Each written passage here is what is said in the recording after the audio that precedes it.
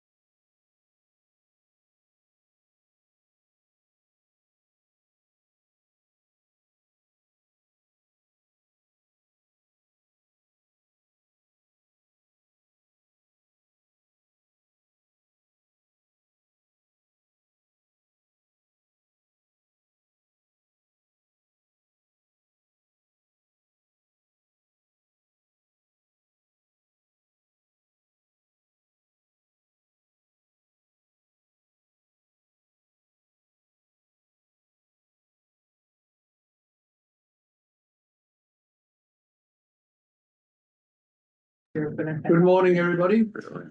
Good morning. Morning. I believe we have a quorum, so we can start. I'm going to call our meeting to order.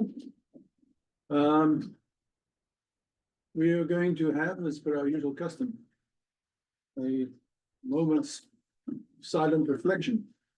Thereafter, I will ask Director Nye to lead us through the Pledge of Allegiance. Let us all stand.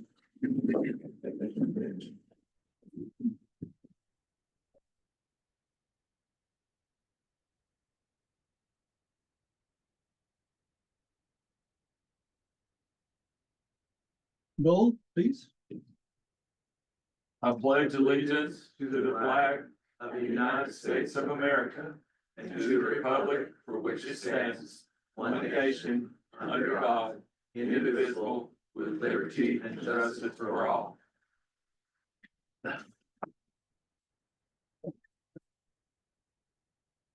Before we proceed with the agenda, I would just like to request those board members who are able to do so.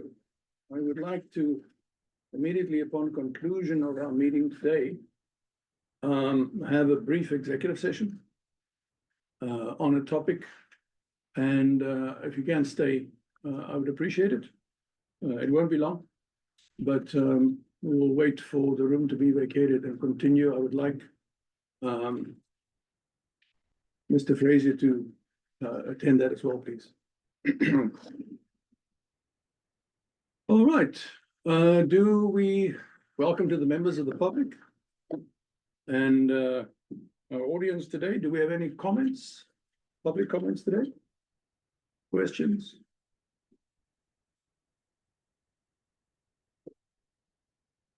I would have imagined that our delegates from the planning organization would have had a full presentation today on solving the public transit challenges of the region. Make our lives easier. Welcome here as well. All right, there are no comments. Then Mr. Fraser, if I could ask you to lead us through Scott, the recognitions. Good morning. Good morning.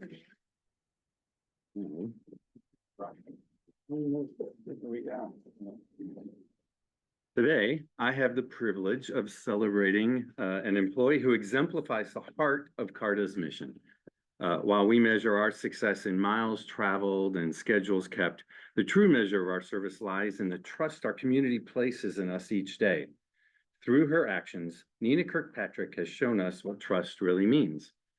As an experienced transit operator who worked in New Orleans before joining the CARTA family, Nina brings a wealth of expertise to both our fixed route buses and our Car2Go microtransit service. On November 9th of last year, while operating a Car2Go vehicle, she demonstrated exactly what it means to be a dedicated public servant. That morning, while driving near Hamilton Place, Nina's attention was suddenly drawn to a loud thud, followed by another passenger's alarmed cry. A young man in his early 20s had collapsed to the floor of her vehicle.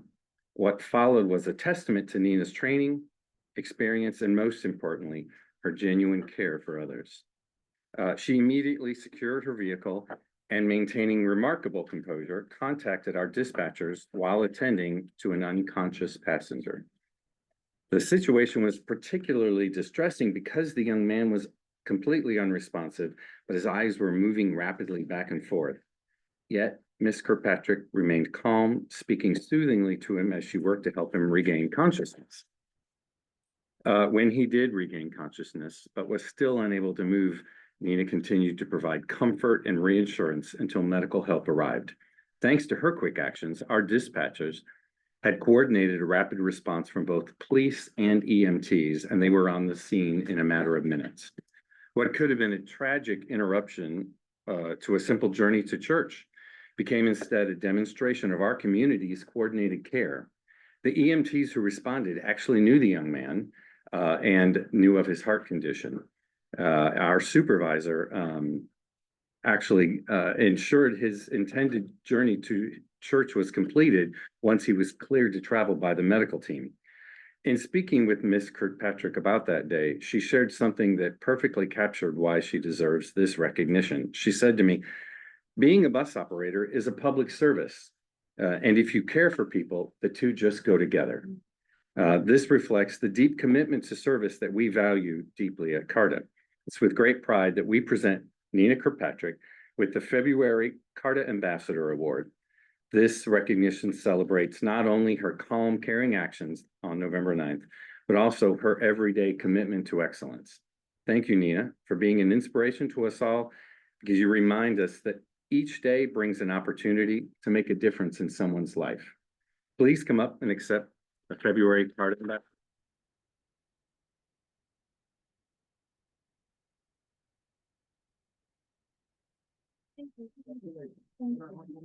Oh, I appreciate it. Thank you so much. Yes, sir. Thank you. Congratulations. Thank you. so much. Thank you, everybody. We're gonna get a picture. Oh, sure. Bye. Have a good day. Sure. There you go. Thank you. Thank you. Thank you, everybody. Thank you.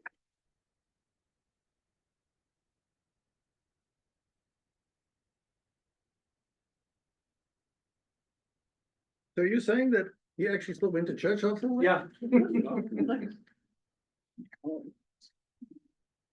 Remarkable story. All right, thank you for that. Thank you. The minutes from the previous meeting have been distributed. Thank you for chairing that meeting. Evan. Any comments, questions, observations? Motion to approve the minutes? Motion to approve. Second. Thank you. Minutes are approved as distributed. Mr. Fraser, if we could have the CEO report, please. Yes. All right, good morning, Chair Dennison, members of the board, fellow CARTA colleagues, and of course, the members of the public that are joining us today.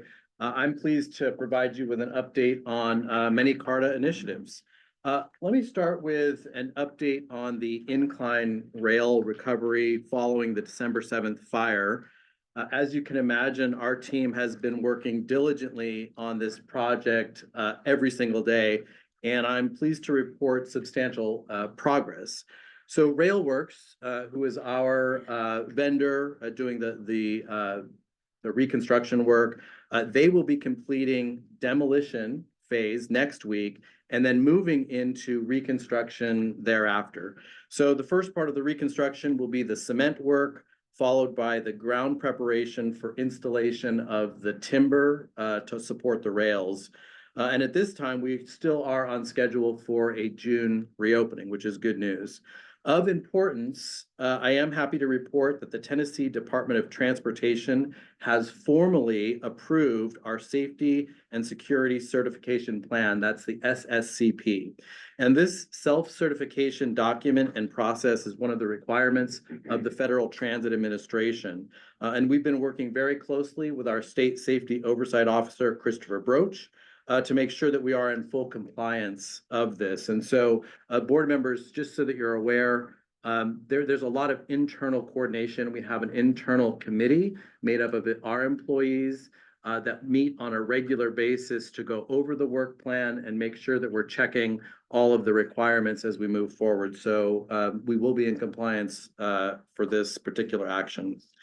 In terms of material delivery, I'm very happy to let you know that we have received delivery of the long lead time item, which is the cable. So pictures up here on the right on Monday evening, actually, we got the cable delivery. That was 2 spools. Each of those spools are 15,000 pounds. It is 2 miles of 1.5-inch cable. And so this, we have it a little bit earlier than we had anticipated. We're excited about that. And we got the truck repaired? We got the truck repaired. So Chairman is referring to it's being delivered at night. And initially it was supposed to have been delivered at about 7 a.m., Director Higgins, but he called me at about 6:45, and the truck that was delivering the draft shaft had broke in the cold weather, and the weight of the cable. So anyway, it was repaired and then finally delivered that evening. So we have it, and that's very good news. Other materials, the timber is in production. Just a note for you there. When we ordered the timber last month, at that point, it was literally just cut logs, so it was very raw. So we are hopeful that that will stay on track. And then the rail is readily available. So we have all the sticks. We're not concerned about that being a long lead time item.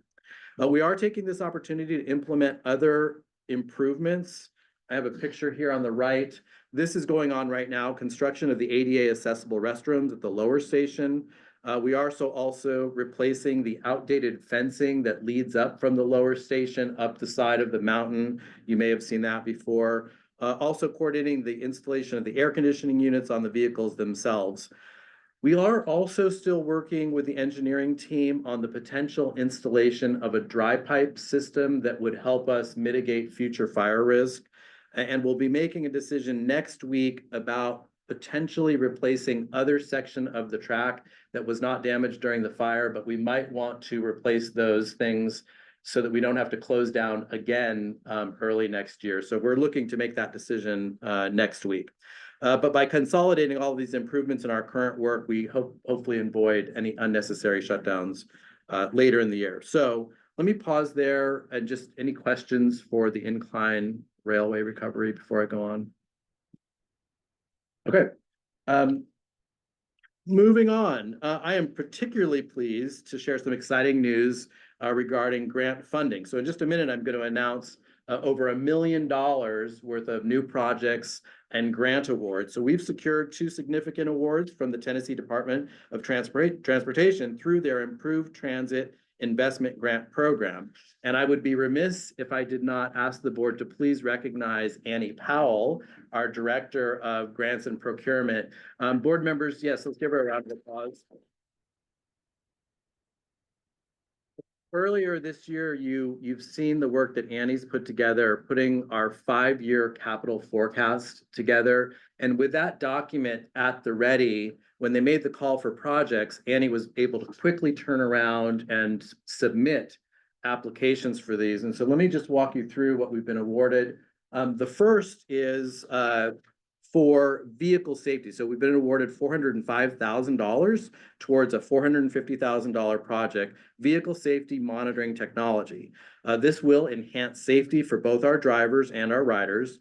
Eligible expenses will include upgrades for our onboard camera systems, driving data collection systems, and collision avoidance technology to help reduce incidents and accidents, which is one of our major priorities under safety this year. The second award is particularly important for us. It's $600,000 towards a $750,000 preliminary engineering and design project for our first ever Mobility and Innovation Hub. So to be clear, this is the transit center that we have never had as an organization.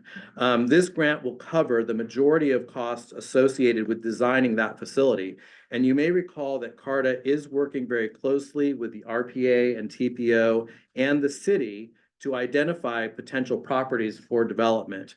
So that will become a very important thing for us to address, which is the property itself for this future facility. Regarding both of these projects, I want to just take a note here. We are well positioned, especially for the design project, to move forward very quickly once we identify the property, thanks to the board's foresight in December when you approved our 5 general transit planning on-call contracts. And we'd had lots of discussions at the board about, approving these grants or approving the contracts in advance. So the contracts are ready for the work. This is now funding for engineering and design. And so as soon as we have the property identified, we can move right into that process expeditiously. For the first grant award, the technology project, we will allow our new Chief Safety Officer, Mark Logan, who I'll introduce shortly, time to get acclimated into his role before we put the scope of work together for that technology upgrade. Any questions here about the grant awards before I move on to the next section?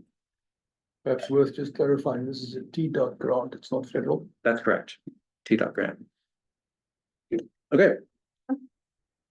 Moving on, as I enter my second year as your chief executive officer, the board, our employees, our riders will start to notice more customer-facing improvements. And I'm happy to provide you with an update on our fixed route improvement strategy.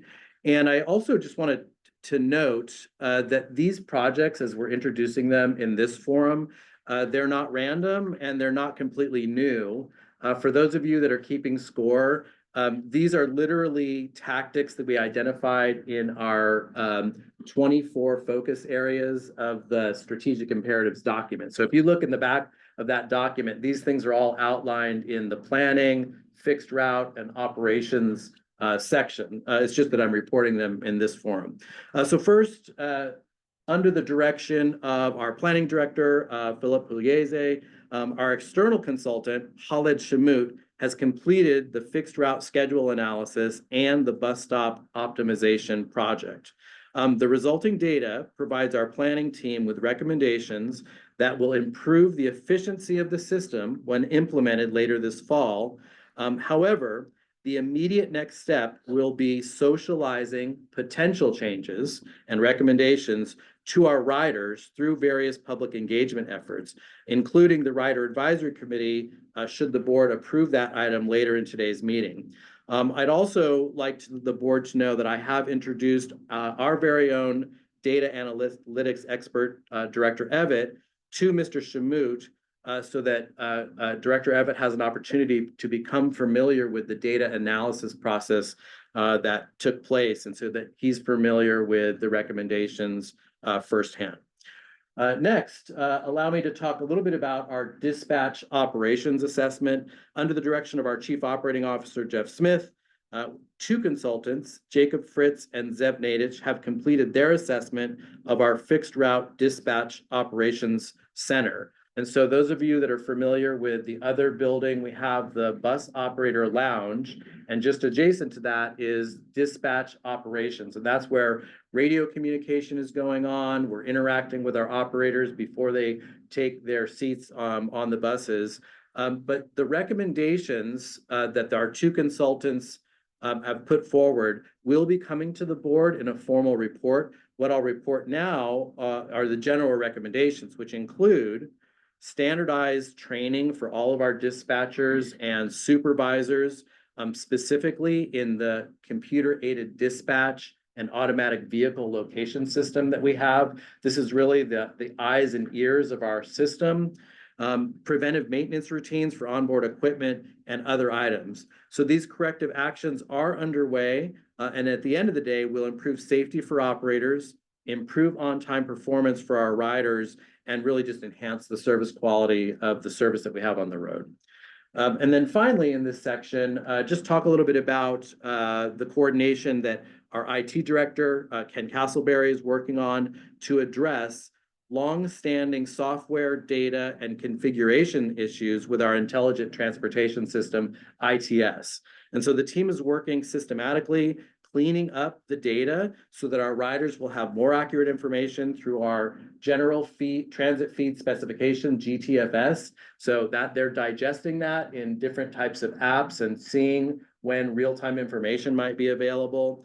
And I was able to this snippet on the right-hand side, I've sent this to the board members. This is a snippet of the real-time bus tracking location. So this is its beta version. Our riders are using this now. So I got to ride with a passenger recently and was happy to see they had it on their phone working. And this gives everyone an opportunity to see in real time, is the bus coming at the expected scheduled time. So very good work here. So let me pause briefly. Any questions on the fixed route improvement strategy?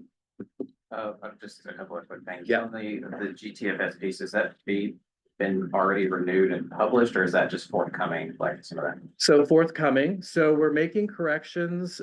We just sent over information to Clever. So Clever is our behind the scenes technology that provides the ATS or the ITS system.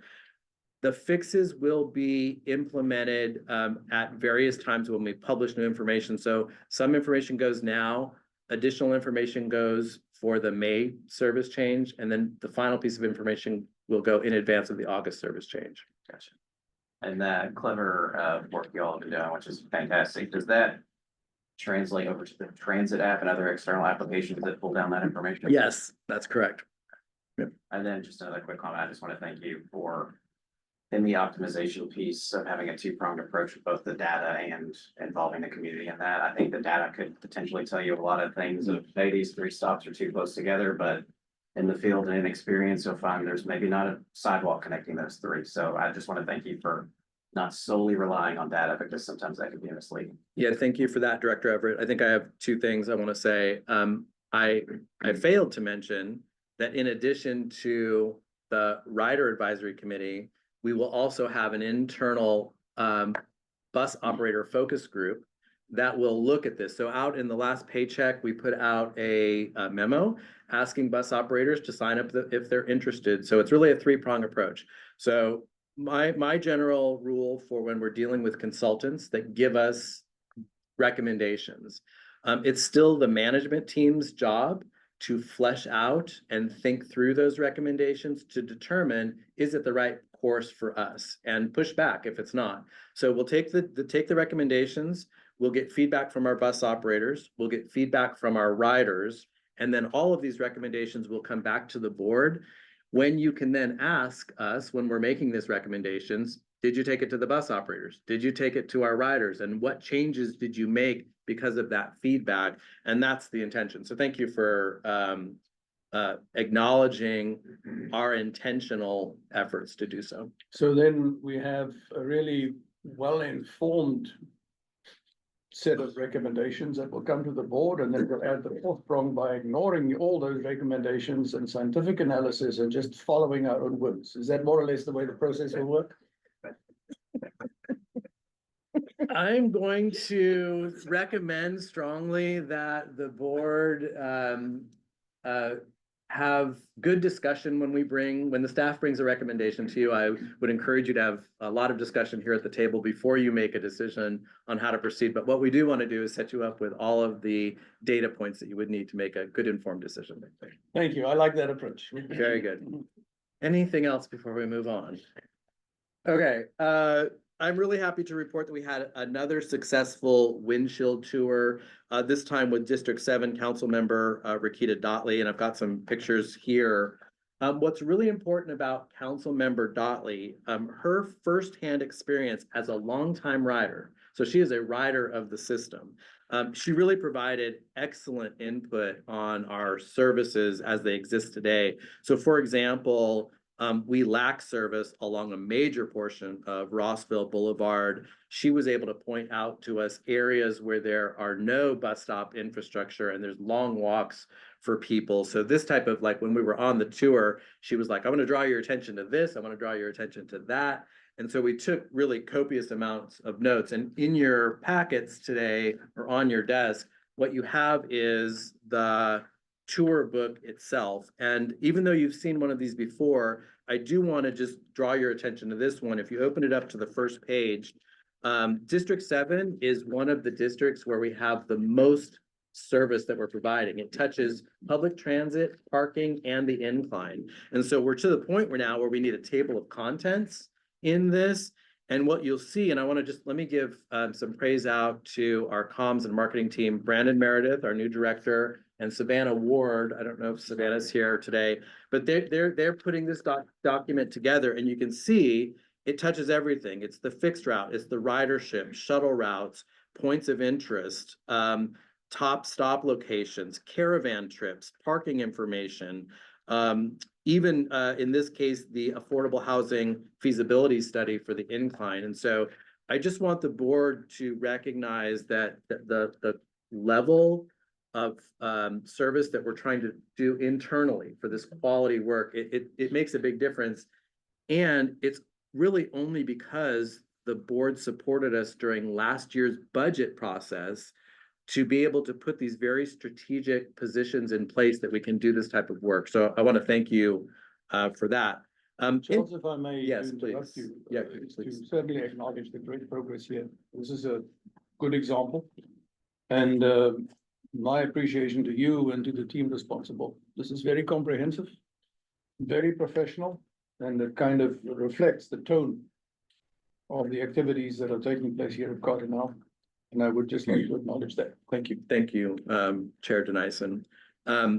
Interestingly, if I'll just continue a little bit here, Councilmember Dotley came 1000% prepared for her tour. So what she had done in anticipation of the tour, she reached out to the various neighborhood associations in her district and basically said, I'm going on a windshield tour with Carta.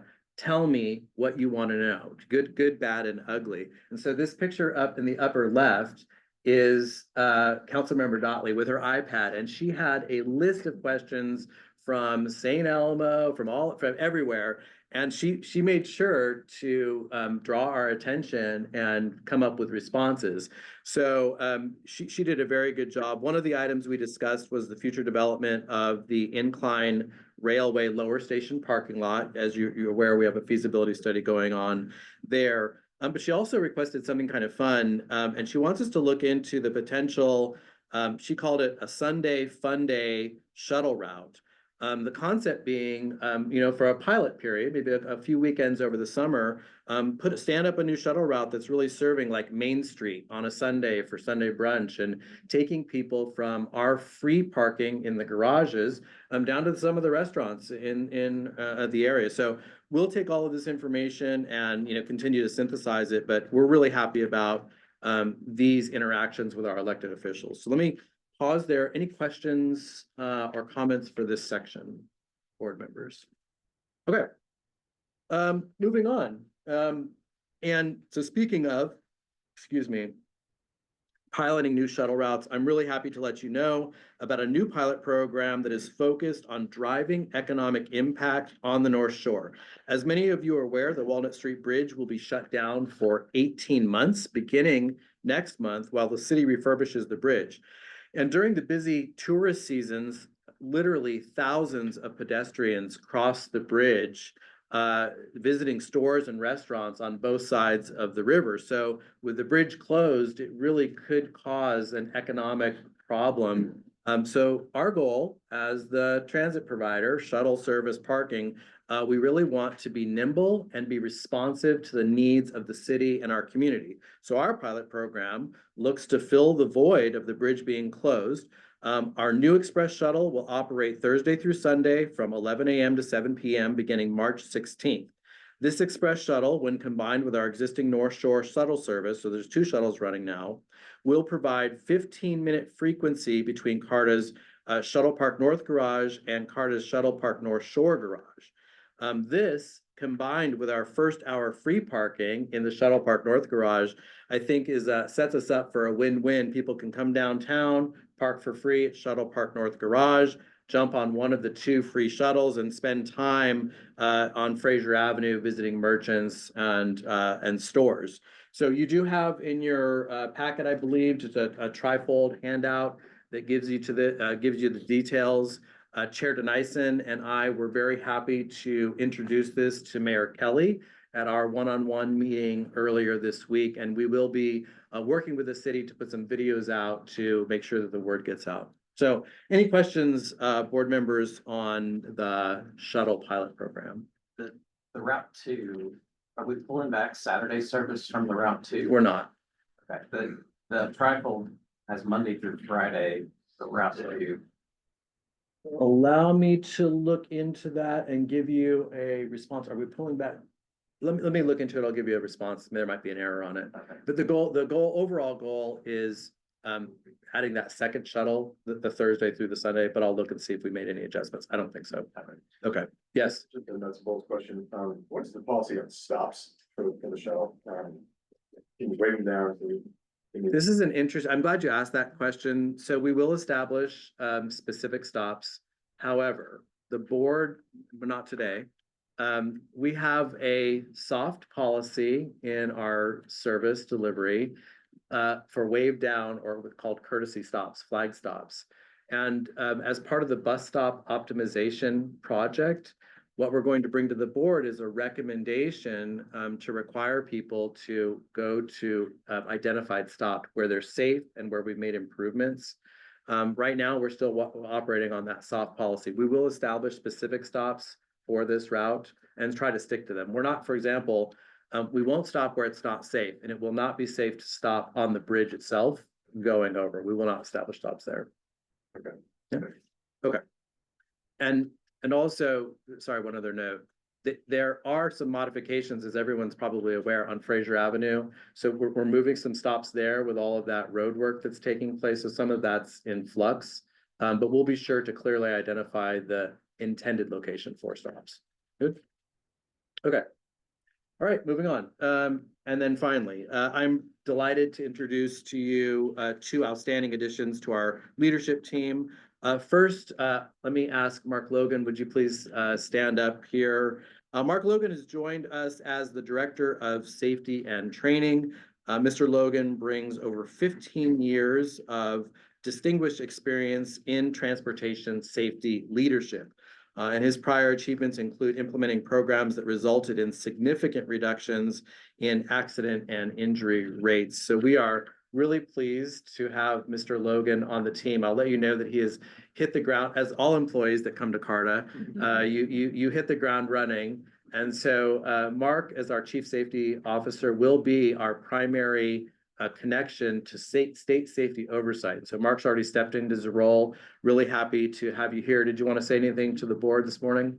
I just want to say, as Charles mentioned, I'm Mark Logan, I'm the Chief Safety Officer. I'm really, really excited to be here and be a part of this great team of professionals and be here in this city. I absolutely adore Chattanooga already. And I'm just looking forward to Charles' vision that he has for CARTA and just becoming a community partner. So thank you very much for having me. And then, Mark, and we're wishing you great success. Thank you very much. Thank you. also, I'd like to welcome Janine McNulty as our new Director of Human Resources. Ms. McNulty has more than 20 years of experience in HR, particularly in healthcare organizations, but Janine brings valuable expertise in employee relations and organizational development. Ms. McNulty, would you like to say anything to the board? To your remark, absolutely. I moved here from Texas, so I'm still a little bit in transition, but I come to Tennessee on a regular basis. Absolutely love Chattanooga. So this was definitely a blessing to come to work for a great organization and be in a city that I absolutely love. Everybody has been super nice and great, and I already have a long list of things that I'm working on and just excited to kind of dig in and work on some areas that would need some things done. I'm gonna put you on the spot. How many days have you been working for CARTA? This is day 4. Day- Right, and she does have a long list already, so like literally drinking from the fire hydrant, as it were. Welcome, thank you very much for being.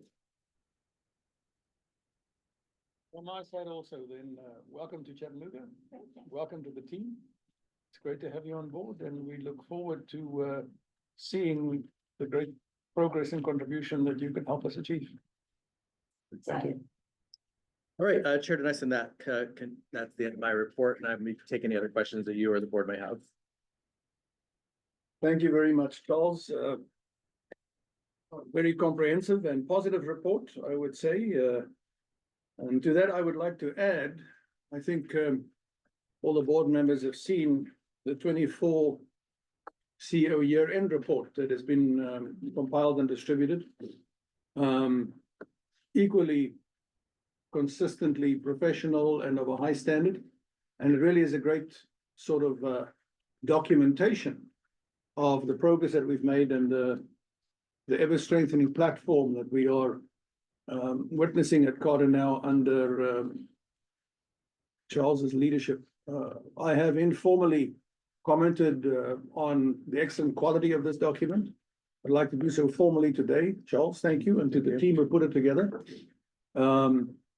It's highly appreciated, and please do more of the same. Thanks. Thank you. All right, moving on to our agenda, the consent agenda. The statistical report and the IT report. Have those been distributed? Are there any comments or questions from members of the board?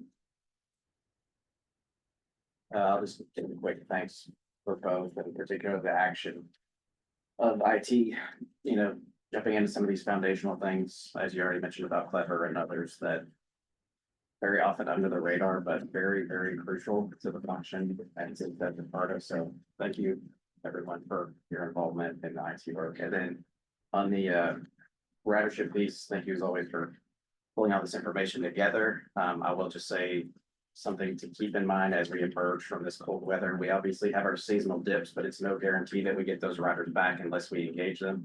People fall out of habit of being transit riders due to weather. So once spring weather comes around, I'm hopeful that, and I'm certain that to be engaged, but I just want to call that out that it's no guarantee that we bounce back unless we really try. So, but appreciate all the work on this. I think it's a fair comment. With that said, though, it was pleasing to see that the sort of new trend of continuing increases in ridership is manifested itself yet again.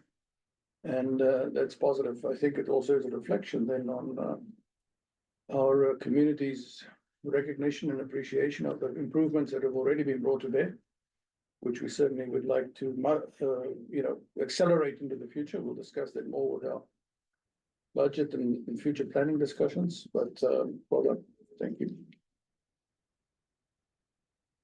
All right. Need a If- motion. I beg your We'll pardon? need a motion. Yes, I know. I was Thank going you. to ask. Sorry. There are no other comments or questions, then motion to approve the consent agenda items. Motion to approve. All right, then those are accepted as distributed. Moving on to the action items, Sonia, my favorite subject of the day. As everybody's. We have 3 action items. The first will be the presentation of the financial report. This month, it fell off of the consent agenda to an action item because it is unique. We have drew down all of our ARPA remaining funds in the month of January and February. The bulk in January, and you'll see next month's financial statement, the remainder. Our actual revenue for the month, 5.8 million, compared to our budgeted 2.2 million. Of that, 4.7 million are ARPA funds, 2.4 from operating, 1.1 from preventative maintenance, and 1 million from ADA, American Disabilities Act, which is solely in our caravan paratransit area. The other operating and preventative maintenance are spread among all of our departments, of course, with the exception of parking. And within your board memo, each of these are identified within each department. So if you have additional questions, I'll be glad to review those with you. The expense budget had no significant variances with an actual of 2.3 million and a budget of 2.4 million. And before we enter into a discussion over our revised parking, I'd like to talk a minute about our revenue streams, which will help us absorb this new parking report and make it easier to digest, since it is pretty complicated. So on the variance report for income and expense operating, does anybody have any questions? No, okay. Okay, we have a graph of revenue streams. Our fixed route, which consists of bus service fares. In addition to that, it also consists of FTA and state revenue. The incline railway fares also consist of a supplemental revenue stream from FTA preventative maintenance and a 10% component from state operating. Parking and shuttle services. Parking, of course, has no associated supplemental income from FTA, our state, shuttle, does have opportunity for preventative maintenance, additional revenue stream. From those two areas, we have lots and garages, and we have meters and enforcement. The city ordinance identifies the revenue stream from meters and enforcement to offset our parking and shuttle operating expenses. That's what the parking report identifies. Anything left over can be absorbed by part of operating budget, and lots and garages, which is not identified in the ordinance as offsetting for shuttle, can be utilized by CARTA operating budget. As you probably recognize from income statements, monthly fixed route usually ends with a deficit even after supplemental income. Incline usually operates with a gain. Parking operates with a gain, and shuttle operates with a deficit. And caravan, which is representative in fixed route, here paratransit, it operates at a loss. So that being said, in the bottom right-hand corner, if you notice, any profits are to be returned to the city of Chattanooga. That's on an annual basis. After we have our audit, we do have a component of our audit that audits that piece, and that is what is presented to the city. Routinely, it has operated at a deficit. So we have not had to return any of those profits to the city of Chattanooga. So That means either the shuttle is too cheap or the parking fees are too cheap. could be. So we've revised the parking report, and the January new parking report is very much skewed because of the grant revenue that's identified here with the shuttle of $832,000. And that is all for prior periods. All of the ARPA revenue that we drew down has been for prior periods, July through December. The operating revenue that you'll see in February, that's even for some expenses that we did not reimburse from last year too as well. Because this is skewed, I have included the December report, which is more representative of a routine parking report. If you notice, the shuttle operates at a loss. This was for December, $150,000 loss. Of the parking amounts that could go, gains that could go toward that $150,000 loss was $27,639. Now, this is December. In better months that have better weather, that number is usually a lot more than $27,000. But the net of those two together is a loss of $122,363. On a year-to-date basis, this would be representative of what the city looks at to see if they would get reimbursed. So here, you know, if they just a snapshot of December, they would not be getting a reimbursement because we're operating at a deficit of $122,000. Parking net income is $55,000, which that can be recognized to CARTA as a whole, and the net parking income overall for meters, garages, lots, all together is a gain of $82,644. And I hope this better represents the flow of how you can recognize what is eligible and ineligible to be offsetting our shuttle expense. Even after the ARPA revenue drawdown for the shuttle PM, we just have a small increase in net total, and by year end, since we are just into the 7th month of the year, we'll most definitely end with a deficit at the end of this year as well in June. Even taking the ARPA funds into account. Yes. Like So the right now, city- it's just $20,000 gain. So what you're saying is the city should not be expecting to receive a contribution of profits from this operation. Right, and they have never, it's always been operating at a loss, so I don't think they Probably don't bank on it. budget anything for that. Okay.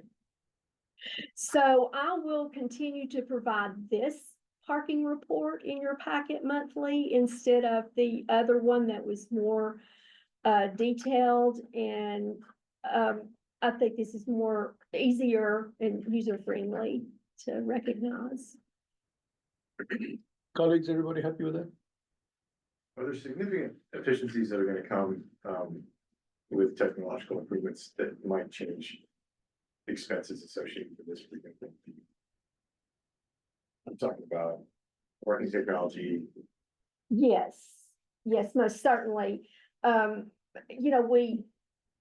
we move, it's changed significantly, the revenue stream, since we've added more meters, but we also are continually improving. Like we're purchasing cameras to recognize enforcement.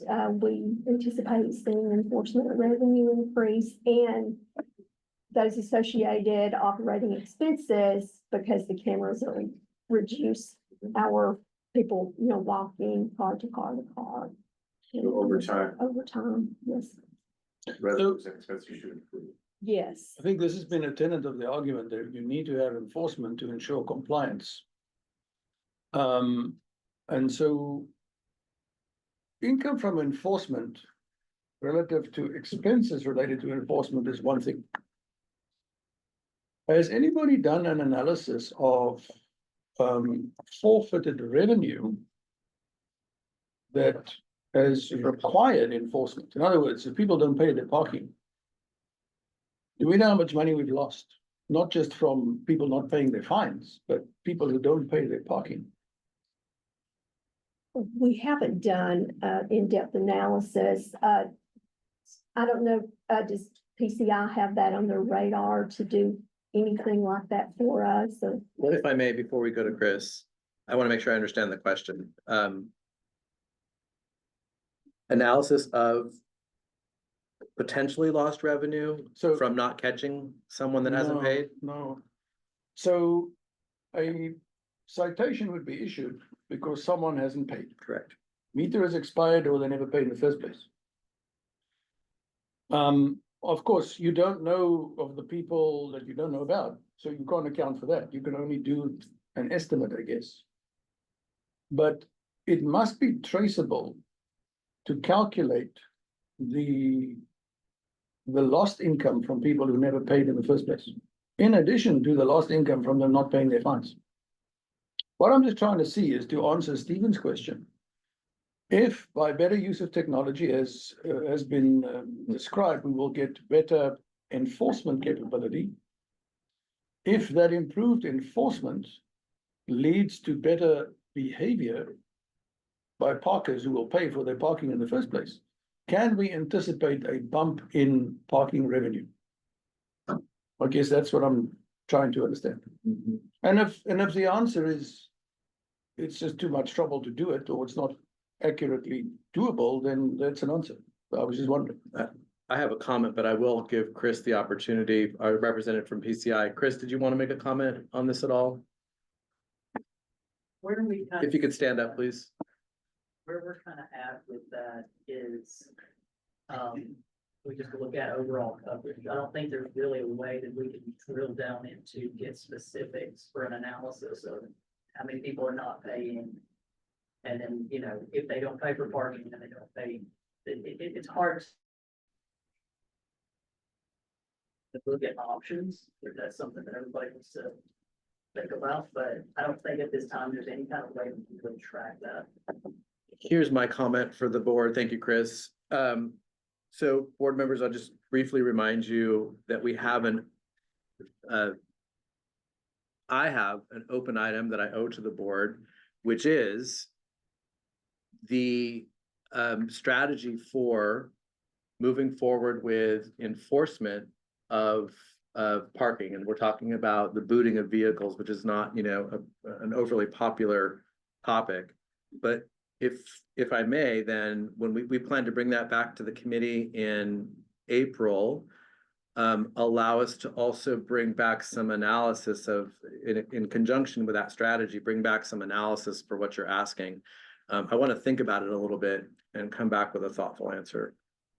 Even if there might be a body of science of research that's been done in other cities on where you have robust enforcement and collection policies, does that lead to a different kind of behavior and a high degree of compliance that you could apply here and project it? You know, I don't know. I think I'm tracking what you're saying. I think where we're going to get held up a little bit is the fact that the board is aware of this. We're not booting vehicles, and so we've got this large deficit of outstanding citations, so we're not enforcing yet. And so I think that's going to skew our analysis, but we will think about it and come back with a thoughtful strategy moving forward and some recommended touch points to analyze how we're doing as we're executing. Okay. I think it's a good question. I would just be hopeful that when all of these things start falling into place, that revenues from parking should see a healthy rise. Okay. The other, sorry, I just was longer on the topic. I think the other thing that we want to also analyze, and I'm not saying this it's nothing negative on PCI, but bringing some aspects of the parking management in-house might be another strategy. Like I think there's ways, because we've also got operating expenses here that are significant. That's the thing. So I think we can analyze and look at all of those things, and just in my mind, in the 24 focus areas of the last year, I think we kind of teed up priorities. This is something I think is important for the board. It's a revenue source for us, clearly. So we will come back with some thoughtful analysis on it and a path forward. So for me, parking is just an important revenue stream. And we need to pull the lever across many aspects of it. If you have appropriate parking fees, that's the first thing. Second thing is proper compliance so that users actually pay their parking. And then you have the question of the operating costs. So the more and more we move away from the costs associated with installing and licensing and operating meters and maintaining them to just mobile apps, that takes away a layer of operational costs. If enforcement is a significant cost, it doesn't fall out of the sky for free. But with technology, the cost of enforcement will come down. So all of these things will layer up. And if we are able to be in a position to also collect the arrears, that's at least a lump sum slug that will come through. It won't be perpetuated, I hope. That's the whole point of the exercise. But this should all impact positively the things that we as, well, the board and you as the management team are charged to do. Right. Agree. And sorry, two other thoughts, as long as we're having the conversation. I think the other things I just want the board to be thinking about as well is the concept. So we have this first hour free in our garages. The goal is not profit. The goal is driving economic impact. So at some point when we kind of put these things in front of the board, like the analysis and the revenue streams, I do want to make sure that we're also articulating as a quasi-governmental agency, is it the board's direction and desire to drive economic impact and forego some revenue in certain situations? And I think the other thing we need to bring to the table as a management team is technologies like dynamic pricing on street, right? To really like deal with like the true demand items. So I think there's quite a lot to unpack here, and we will. So I appreciate the conversation and questions. So since you've raised it, then I don't want to take us off on a continuous tangent, because I already am developing quickly a reputation for being a parking fanatic. I don't know why. But Carter is the sum of many moving parts in the city. And of course, our right to exist is not isolated all by itself. We are a means to an end. That end is economic activity and prosperity for our whole community. That is why public transit is an important enabler for economic growth and workforce development for all the reasons that I don't need to articulate here. And that's part of what we have to deliver. Similarly with parking. And if we are able to offer more efficient utilization of services, we can draw people in, we can get people to spend more time at the restaurants, at the shops, and whatever the case might be, they are contributing to economic growth and therefore, frankly, to the revenue base for the city broader than just Carter. And so when we are a player, one of the elements of the city that is making this community vibrant and active and economically successful, then that's fulfilling part of our mandate. And if it means that on some aspects of performing that role, there comes a bit of a financial burden, a la free 1 hour parking, then that's also a conversation that we have with the city when we plan our budgets. So, water flows downhill, and we are part of a collective whole that wants to make this a successful and good place to live. That's our job. And so I guess I'm declaring complete open-mindedness to performing our role in the best way possible. We're on the same page, as usual. It's not just about putting money in the bank. That's good. All right. If I may, Director Culp, did we answer your question? I think so. I too have a litany of other questions I could ask on this, but I'll do it offline. I think, so I just want to just make sure that we cap this correctly. One of the reasons we've pulled this off the consent agenda is that we've reformatted the parking report so that the board can see transparently the profit and where the how the monies flow, so that we can then have these types of conversations, right? So now, and hopefully it's more clear and gives us a stable platform for these discussions. I'll follow up with you as well. Okay. And feel free to reach out if you know any detail about any of the line items. Thank you for simplifying it, Sonia. Now I can follow it also. Okay. So are there any other questions? If not, we get. All right. Financial report. No other questions? All right. Can, no motion to accept the financial report? Second? Second.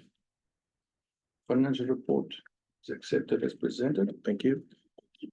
Ms. Powell. Ms. Spendthrift. Ms. Spendthrift. She brings in the money too. Good morning, Chairman Denison, Board of Directors, Carter colleagues, Mr. Frazier, and the public. I'm going to provide an update for the February procurement report. There's some summary up here, and it's also on page 19 of your packet. This month, I'm bringing reports for sections 3 and 4, report on sole source procurements and report on emergency procurements. We're still working to update our policy for approval by the board and create the appropriate procedures to support the policy. We're estimating that this will be brought to the March board meeting. Currently, a draft has been provided to leadership and management teams for review. Included in your packet is my procurement report memo. This month, we are reporting on 2 sole source procurements and 1 emergency procurement. State law requires that the sole source report include the amount paid, items purchased, and from whom the purchase was made. I'm also going to include a price analysis as part of my report. The first sole source procurement we have for February is the purchase of 158 double groove incline sheaves at a unit cost of $425 for a total of $67,150 from Aitchison Foundry. The sheaves are cable guide rollers that keep the incline cable moving. Replacement of these was identified during a safety review last year. Aitchison Foundry is the only foundry that is able to locally manufacture the sheaves, and this process required the production of a pattern to create the sheaves. This required travel for incline staff to deliver the existing pattern. Then the purchase of 158 represents CARTA's immediate need, and this will ensure the incline operates in a state of good repair. Can I ask a question? Yes, sir. 158. What percentage of the total number of sheaves does that represent? It's more than a half, because I think there's 239 total. So we could in theory be in for another round of this at some stage. Mhm. And It will- these things are at 425. I'm assuming they're made out of solid titanium. Ductile iron. I was gonna say, Director Nye probably knows better. I wonder we shouldn't, how much service life is left in the other ones? Do we not replacing? I think that there's, they can last from 5 to 30 years, so it's kind of, I think it Oh. depends on the location and where, and how much they run ragged. I was actually asking a serious question because if it was imminent, steel price is not gonna come down. It's true. But if it's still years into the future, then it's premature. I think this will do our immediate need for now, but we do need to have something in place so that as we go forward, we can purchase these on a more regular basis. Well, at least they should hopefully have the mold and all those things now done. Right. Yeah. Okay. By the way, I'm sorry to No keep worries. asking this, but the mold prompts another thought. Who owns the mold? We do, We do. So that's excellent, because we can then take it to other vendors if we want to. that's right. Very good. Okay, well done. Good luck finding other vendors like. That's right. Bill, you and I are gonna start a business to make this stuff. Okay. Let's see. So for the future, CARTA will publicize the procurement for the ongoing provision of these sheaves over a 5-year period for ease of procuring new sheaves as needed. Since the pattern was required to be created to produce the 150 run of sheaves, having a local foundry creating the initial run of sheaves. Hold on, I lost my place. Having a local foundry was important to be able to minimize the need for travel by our staff. And this required us to use the sole source procurement process. Eureka Foundry was another local foundry that CARTA had purchased sheaves from in 2018. However, they have since closed. The cost per sheave from 2018 was $574. As these are more than the price provided by HSN, the price is considered fair and reasonable. Going on to the next one. So the second sole source procurement was for February is the purchase of one eJust minibus for an estimated purchase price of $338,500. This includes the base eJust minibus, onboard security equipment, and onboard vehicle tracking equipment. This vehicle will be used on the downtown shuttle. As reported in prior meetings, currently 100% of the existing fleet of electric shuttle buses are past their useful life, with 2 vehicles around 30 years old.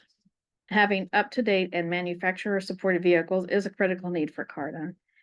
CARTA has tested the Carsan eJust in service and has provided feedback from its engagement with shuttle operators. Carsan has in turn updated its vehicle to add more room within the driver's compartment. In contrast to the current electric shuttle fleet, this vehicle will have air conditioning, which is a critical component during the summer months.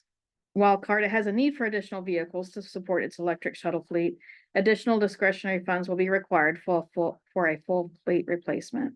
And not all vehicles will be the smaller form factor of the eJust. Purchasing a single vehicle at this time allows CARTA to participate in 2 pilots in the next year.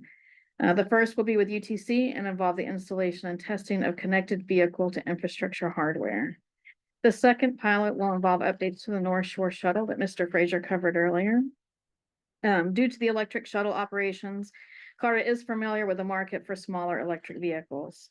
Currently, there are no other vehicles that serve the same purpose or function as the eJust, justifying the need for a sole source procurement.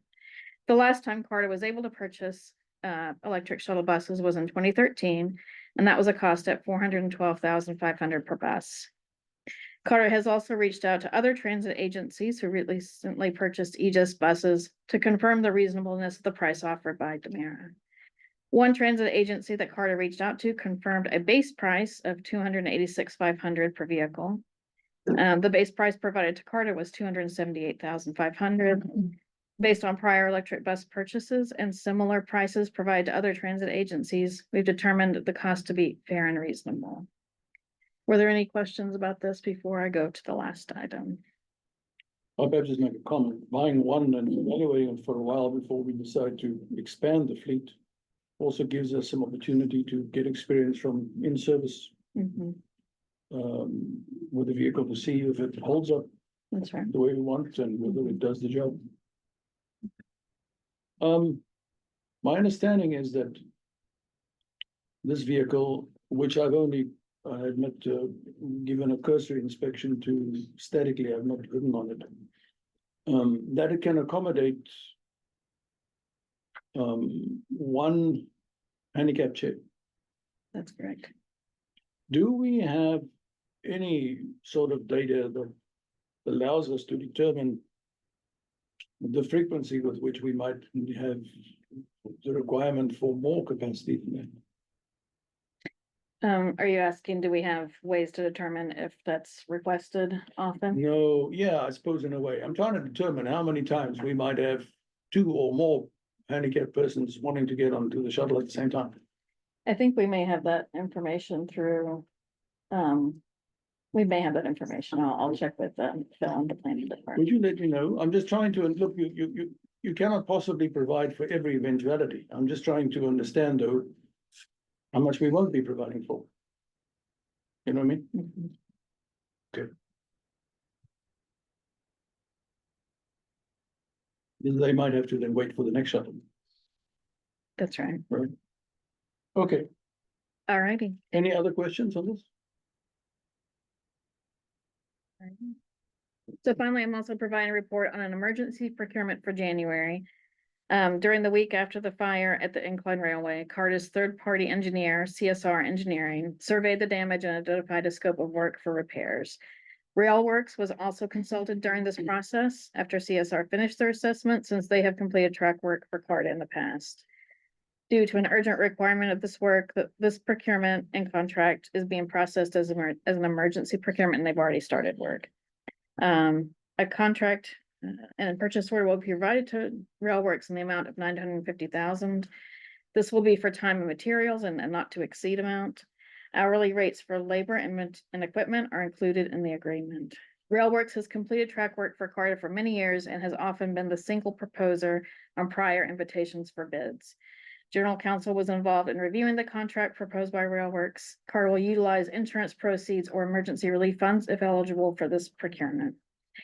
To summarize, staff is recommending that the board approve all requests related to procurement outlined in my memo. Approval of procurements under section C in particular will authorize the CEO to enter into contracts with the recommended vendors. This concludes my report, but I'm available for any questions. Colleagues? I just want to say thank you for bringing these to you prior so that we can get a lot of our in-depth questions out of the way, and I'm so adequately prepared and informed for those, so thank you. I feel it's like the fourth time I've heard of this. Mhm. Sometimes I dream about Carta. Is that a good or bad thing? All right. Thank you very much. Any motion to Make a motion that we approve. approve? Second? Second. Seconded. All right, so the recommendations are accepted and approved. If I may, sorry, Mr. Chairman, I just want to give Annie some additional acknowledgement. You know, she's so methodical with her memo and her presentation, and she's checking off so many requirements that come at us from all different angles. So the format itself, there's a state requirement to bring this information to the board. There's the FTA requirement, the federal requirement to do the price analysis. And so as we're doing this, we're being very particular about getting the information into the minutes so that when we go through the triennial review process or the state review process, we put the minutes and the memo and your comments and your questions in front of the reviewers to demonstrate that we are able to manage our grant funds. And this is good to help us secure more grant funds in the future. You're awesome. Good process. Thank you, man. Thank you. All right, Scott. This is a good subject. Thank you, Chair Denison and members of the board. I'm presenting today on behalf of my colleague Veronica Peebles, who sends regrets that she's unable to be here. Given her recent health issues, I want to say she's fine. This is not health related. She's on a beach. As we mark the beginning of the second year under new leadership at CARTA, it's important to reflect on our journey. During our first year, we focused intensely on addressing fundamental operational issues to strengthen our core business. While we still have essential issues to address, we're nevertheless ready to move forward and elevate our service to meet deeper community needs. The initiative I'm presenting today represents an important step in that evolution. I'm here to present a proposed CARTA Rider Advisory Committee, which will enhance our engagement with riders and strengthen our commitment to service excellence. This initiative requires board approval for both the establishment of the committee and the appointment of a board member to serve as committee chair. The CARTA Rider Advisory Committee directly supports our strategic goals of improving service quality, enhancing operational efficiency, and elevating the customer experience. I'd like to outline the key elements of this proposed committee. The CARTA Rider Advisory Committee will bring together 5 to 10 active CARTA riders with staff from various departments, including customer service, planning, community outreach, and operations. Pardon me. To ensure meaningful participation, committee members will receive an incentive of one 31-day unlimited ride pass per attended meeting, up to 4 passes annually. We've designed the meeting structure to be both practical and accessible. The committee will convene 4 to 8 times per year, with meetings held in locations that showcase our service network, including on buses traveling throughout the city, at major transfer centers, and at locations served by our fixed route, CARTA Go, and shuttle services. Meeting times will be scheduled to accommodate our committee members. The committee will tackle crucial operational and service matters, including customer satisfaction measurement and improvement, evolution of our fare technology and mobile ticketing systems, evaluation of bus stop spacing, route optimization opportunities, including service area, frequency, and operating hours. By establishing this committee, we will create a structured channel for two-way communication between CARTA and our riders. This direct feedback loop will be invaluable as we continue to enhance our services and adapt to our community's needs. Today, I'm requesting 2 specific actions from the board: approval to establish the committee and selection of a board member. I'm happy to answer any questions you may have about this initiative, and I'll be sure to relay any feedback to Veronica. That's what I have. I just want to say that I appreciate the intentionality of accessibility. I mean, every meeting we have our period for public input, and it's rare that we have it, and that's not because it's not out there. It's because this is incredibly inconvenient time for our riders to be here and provide that feedback. So going to our riders and making these accessible, I'm absolutely sure that we're going to get a lot of feedback, the good, the bad, and the ugly, and we can hear every bit of that. So I appreciate that. Scott, just for everybody's understanding, could you elaborate a bit on what would be expected of a board member that supports this initiative? I've only given a rough outline of what we hope this committee will be, so that the committee itself can drill down on exactly what should happen. So that board member will lead that effort. And I think crucially, the selection of the riders. Because I think that also will be important to make sure the community is represented. You'll notice 5 to 10 members, 4 to 8 meetings. We don't want to dictate from the start what this is. We want to be responsive to what the committee itself will thinks necessary. So I don't want to say directly other than basically all of it, who's on it and how frequently they meet, and of course, directing where the committee goes. Look, it's not like the board members are in full-time service of CARTA, but Right. our workload has sort of ratcheted up from where we started to where we are now with the board meetings, executive committee meetings, the functional committee meetings and so on. I'm looking at your sort of frequency of meeting. And presumably, you don't just arrive for the meeting, there's preparation, and then there's discussion and consolidation of the findings afterwards as well. So it might be a time-consuming venture, and I think whoever accepts this role needs to ensure that, they do it justice by having the ability to devote that amount of time to it. And I would say to that person, you can count on staff to do the legwork as in this meeting. We will take direction, go do the work, bring it back to that committee and committee chair. It'll be up to us to make it as easy as possible for everyone on that committee. Any further thoughts from the board members on the concept? Aside from wanting to all volunteer at the same time to lead this? I will absolutely volunteer my involvement, and I fully expect that this will be a nice weekend situation out of convenience, and I'm prepared to take on that responsibility. Here's a question. I just wanted to commend the idea of going to the place. Any good quality system is always dependent on being in a place where the work is done, meaning anybody who's been involved with large quality programs, that's crucial. So I just really think that's a great idea to be in those places for progress there. Yeah, I echo that. I think it's excellent. I agree with you.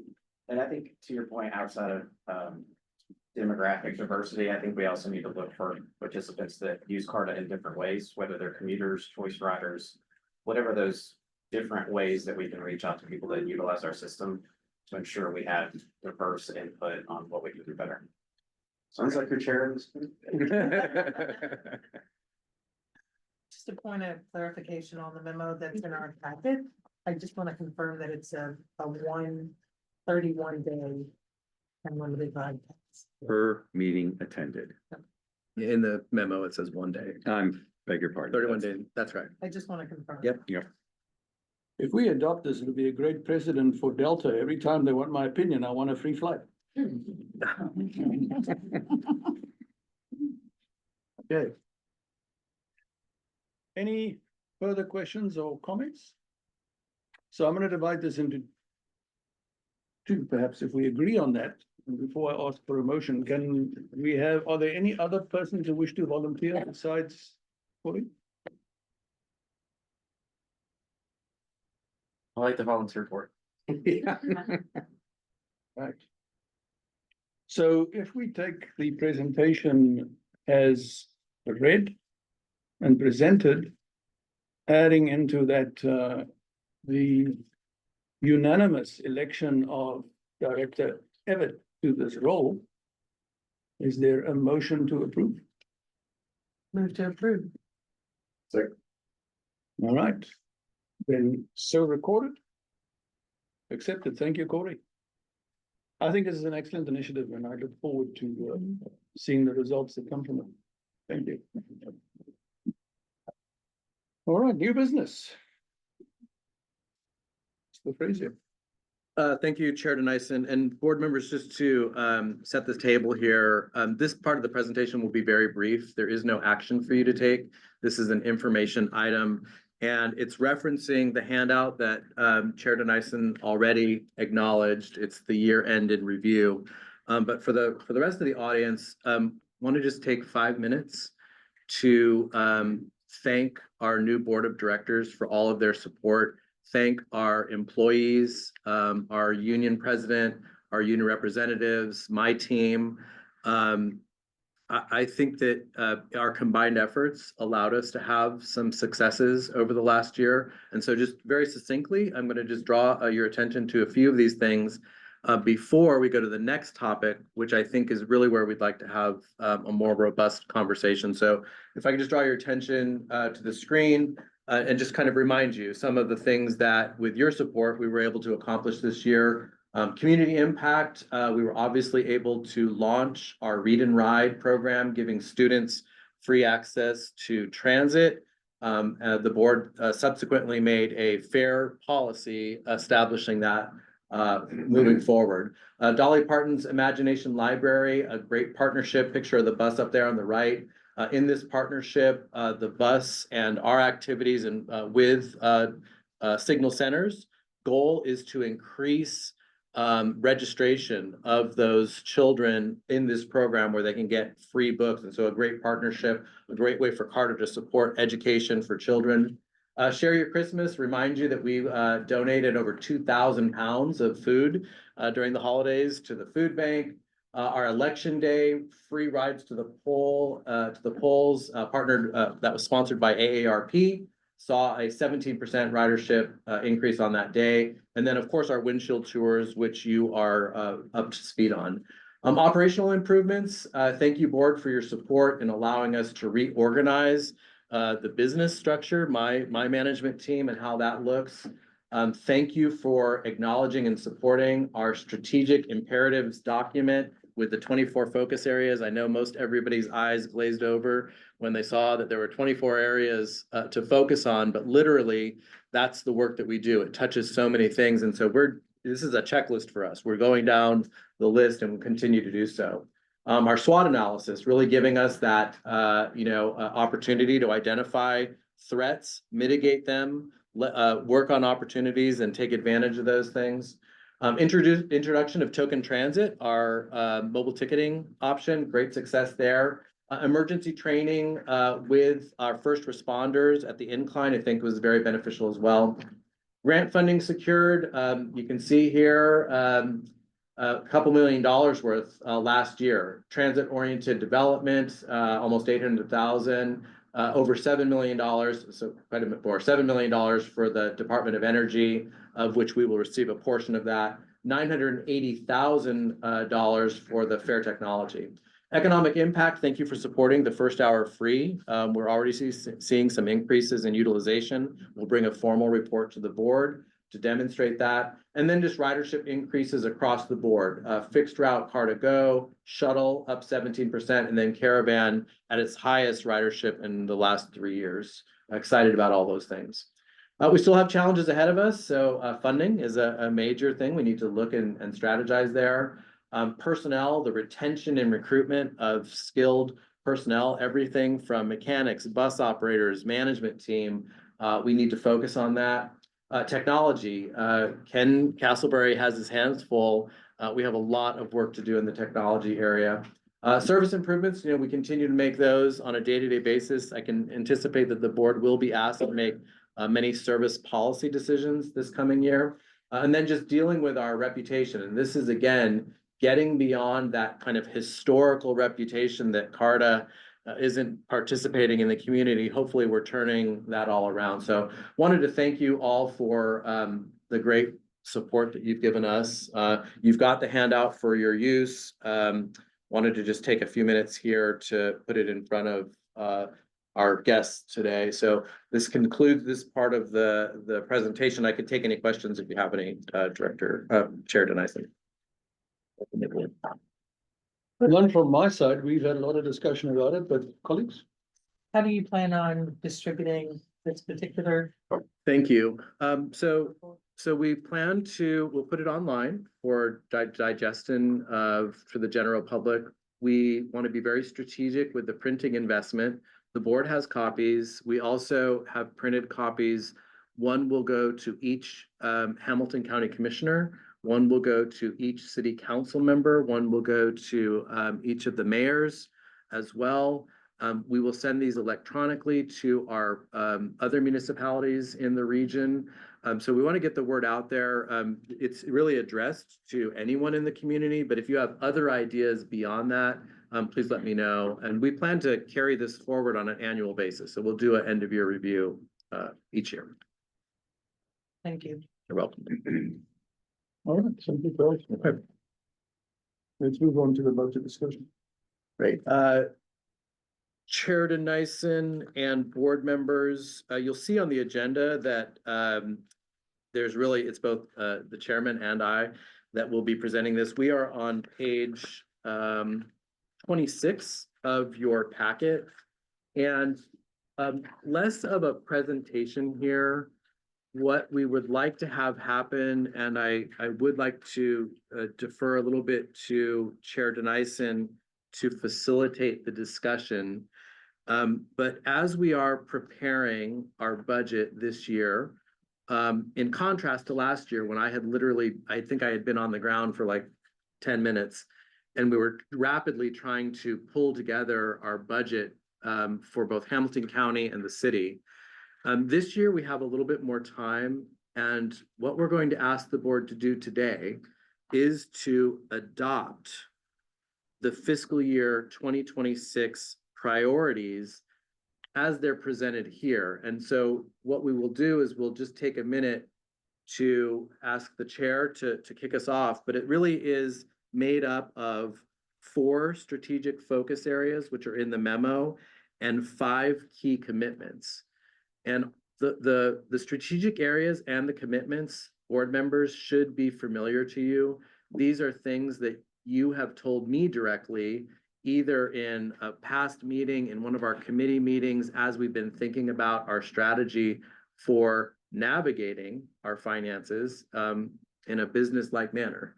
So with that information, I think what I would do is ask the chair to have some comments, and then we could look at the focus areas and the key commitments. Thank you, Charles. So colleagues, I want to perhaps start my comments by taking you back to our first meeting as newly appointed board members, some, 2 years ago now. The majority of us, and I think there are none of the original board members still serving, the majority of us were appointed new. And whether as a group or individually, we were given a very clear assignment and a series of expectations from Mayor Kelly and the city.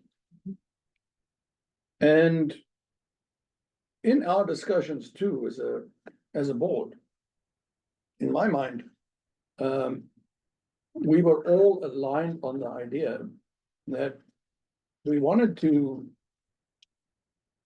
contribute towards the transformation of Carter into or from an organization that provided a service that was resource constrained, that had achieved a lot and had also struggled to deliver on some expectations. But we wanted to use that departure point to work towards a vision, some future state of what Carter could be. And I want to observe that a vision, by definition, is a long-term aspiration. It's a directional goal. It's our North Star. It's not something that's achieved in a day. It's not something that happens by itself. It requires a very carefully crafted strategy with a series of actions and initiatives that all strategically fall into place as stepping stones over time to take us in that direction. We, as a board, I really enjoy the fact that we are a group of people with very diverse opinions and backgrounds and insights. It means that we have a well-rounded set of perspectives around this room. We have different histories, we have different professional backgrounds, we have different perspectives. And that means that we don't only get one slice view of the situation, but a very well-informed, representative view.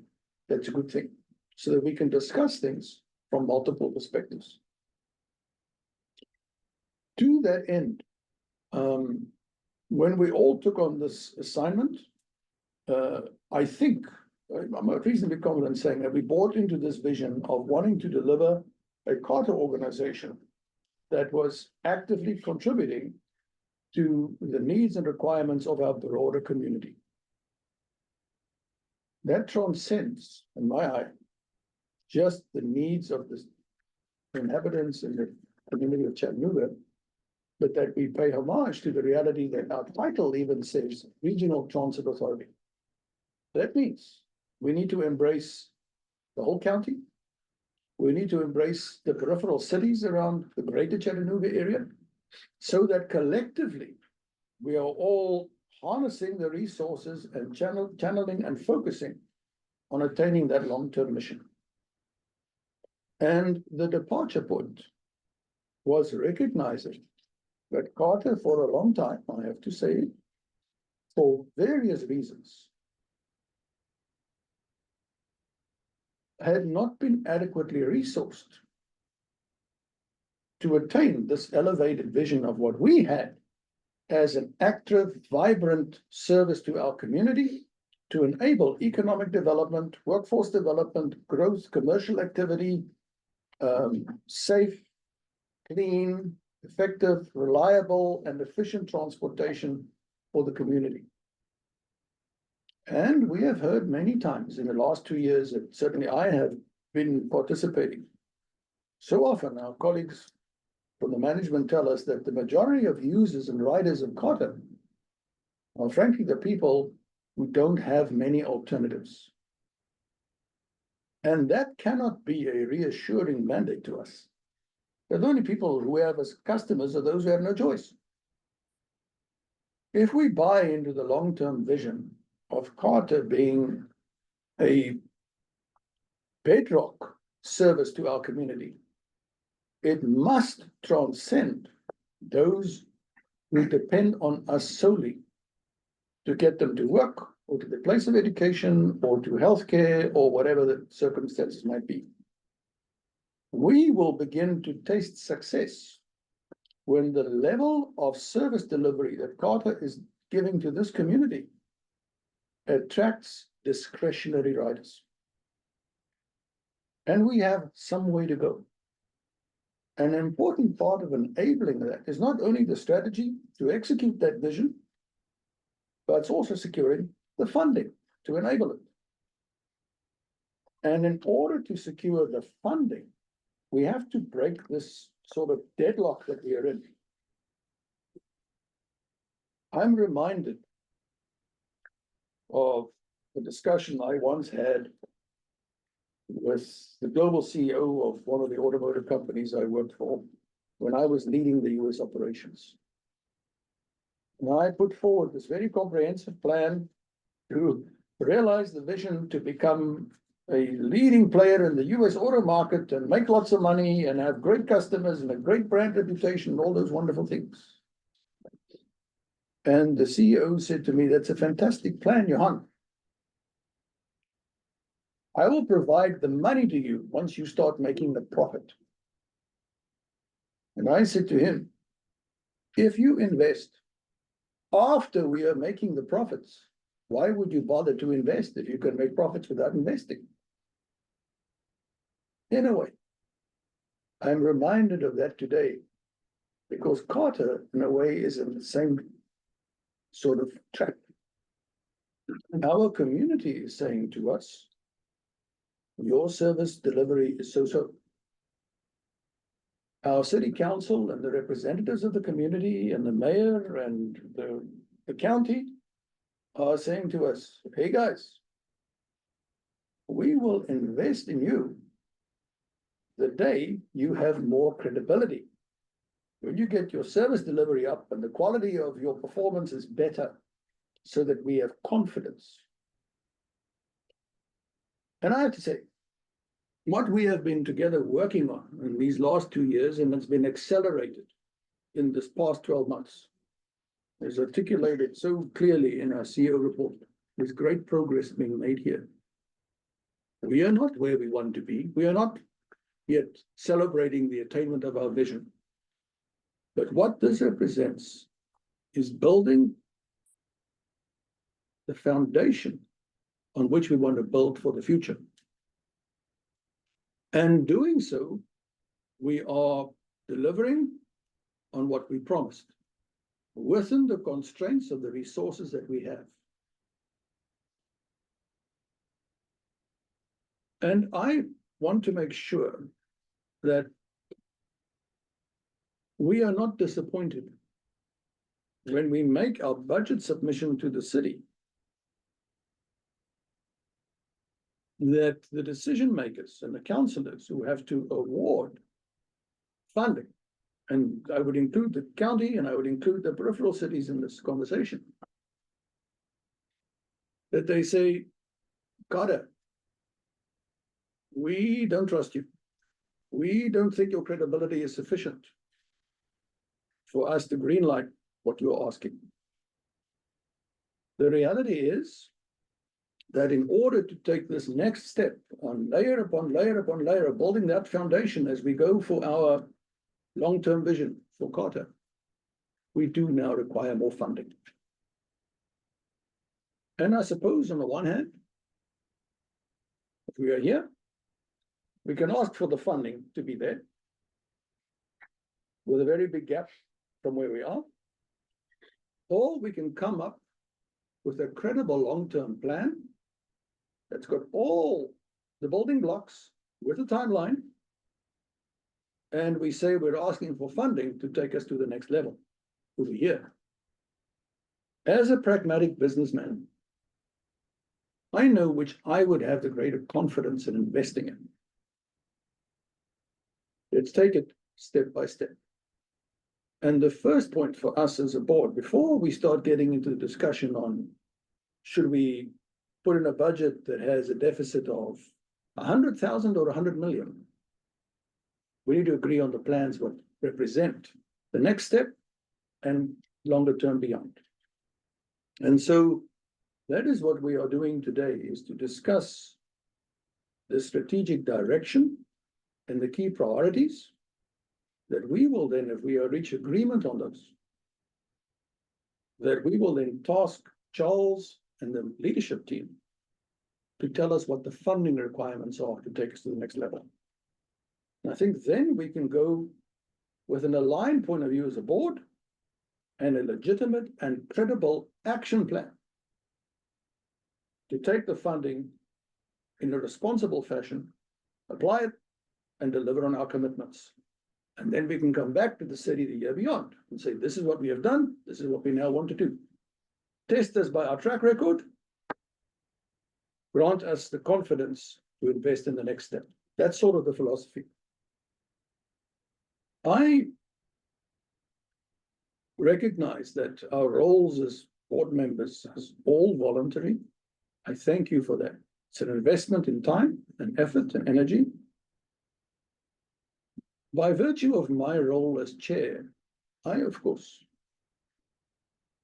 have somewhat more frequent engagement than perhaps most of the board members through my weekly meetings with Charles, ad hoc meetings, and also the committee process that we have established. And so I am perhaps a little bit more immersed in the thinking and the direction. And I have to say, for that reason, I also find myself very much aligned with the recommendations that are coming from leadership. But I want to make sure that we as a board are all equally on board so that we can speak with one voice to the various constituents that we serve as well, and that we can give our full backing and support to the Carter leadership as we approach various stakeholders that need to make this happen. All right, so Charles, would you walk us through the sort of key strategic focus areas? Let's discuss those. I will. Thank you for that.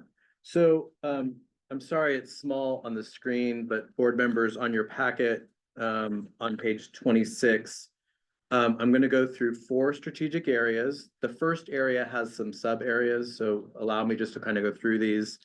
And then on page 27, we'll talk about the 5 key commitments that we're going to ask the board to consider. So starting with the first focus area, core business excellence. And this, you've heard me say this before, fixing our foundation. Number 1, service delivery and safety. Enhancing driver training programs to reduce incidents and accidents. That might translate into training software, a bus simulator, something in our capital budget. Develop comprehensive service policies and procedures to mitigate risk. This might translate into an additional dispatcher, an additional road supervisor, standardization of training. Modernize dispatch and communication mechanisms to improve quality. A new radio system, a combined call center where we're dispatching both paratransit and microtransit. You would see that perhaps in the capital budget. Service planning and efficiency. Also, we're still under core business. Optimizing fare structures to better support financial sustainability.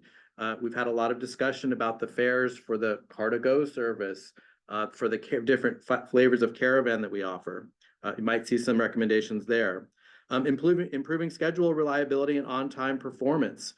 This, you would definitely see new scheduling software. Perhaps outsourcing some of that scheduling would appear in the capital budget. Securing strategic locations for downtown transit center and mobility hubs. This is critical. You would see this probably in the capital budget, planning dollars for mobility hubs, real estate acquisition to purchase mobility hubs. Maintenance and infrastructure, improving vehicle reliability and maintenance programs.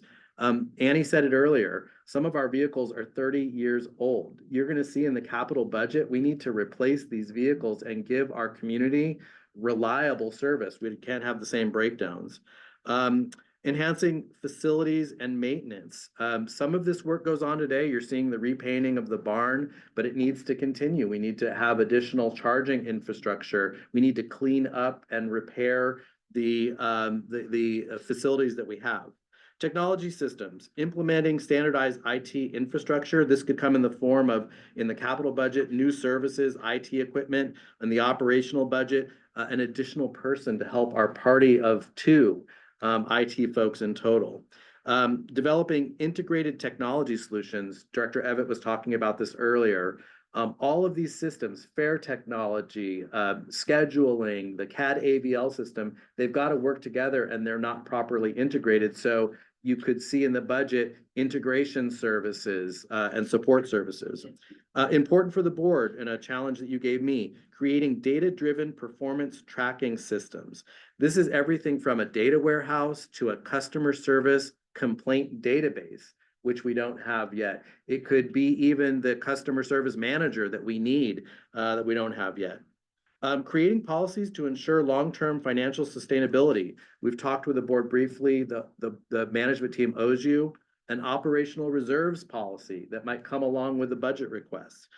Strengthening compliance processes. This might be in the form of planning dollars for support for some of those on-call contracts that we see, where we can go and get technical support for compliance.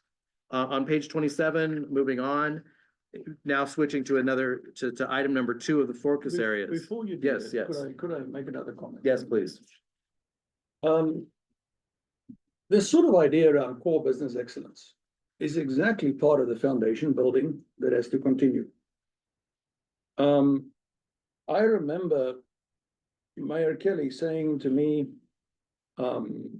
when he was discussing with me joining this board, that it's vital that the city and the county invests in Carter, but we need to make sure that when we invest, that we're going to get a return on that investment. And the sort of mandate that we were given and the charge that we were given was to build a high-performance organization, invest in leadership, and ensure that those things that lie within the management control of Carter, as in operational efficiencies and effectiveness, cost reductions through not service reduction, but efficiency improvements, elimination of waste, all of those traditional management tasks, through maximizing revenue opportunities. These are the levers that we can control. So it's costs, it's income, and it's creating a high-performance organization. And if we reflect back on what we have done in these 2 years, I think that we are today far further down the road of having clear goals for the organization, for the leadership team, and for the people, quantifiable, measurable, We have performance reviews now. I know that the ongoing development of talent, the newcomers that we have on board, is every single time strengthening that capability. We've already taken steps to manage revenues, as we have seen here also.